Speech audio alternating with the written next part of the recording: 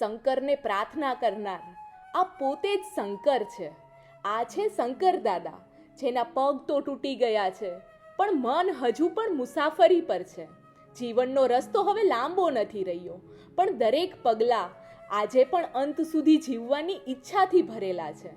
વર્ષો જૂનું ઘર, આઝાદી પહેલાથી જ અમે અહીં રહીએ છીએ, જ્યાં આજે પણ દરવાજાની જૂની સાંકળનું તાળું ખોલતા જ લાગે કે જાણે સમય પાછો વળી ગયો હોય. આ મકાનનું ભાડું માત્ર 5 રૂપિયા છે, પણ એમાં મારી 5 કરોડની યાદો છે. મેં પૂછ્યું, એકલા રહેવું એટલું સહેલું નથી હે ને દાદા? એ સ્મિત સાથે બોલ્યા, હું ક્યાં એકલો છું? હાર્યો મારો સહારો, મારો સાથી, મારો મિત્ર.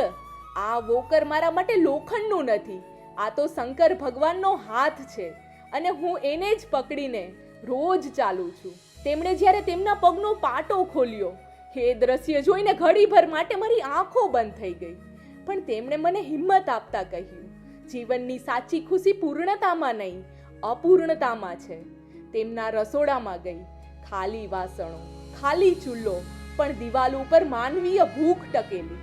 હા, શંકરે શંકર પાસેથી પણ કંઈ નથી માગ્યું, તો આ સંસારી પાસેથી કેમ માગી શકે? મેં રાશન આપ્યું ત્યારે તેમણે પોતાના 1000 રૂપિયાના પેન્શનમાંથી બચાવેલા રૂપિયા આપી મને નવા વર્ષની શુભકામના આપી. મેં ચૂપચાપ તેમના વોલેટમાં થોડી મદદ મૂકી, પણ જ્યારે એમને ખબર પડી કે મેં લીધું નથી પણ આપ્યું છે, ત્યારે આગ્રહ સાથે ફરી મને આપ્યા.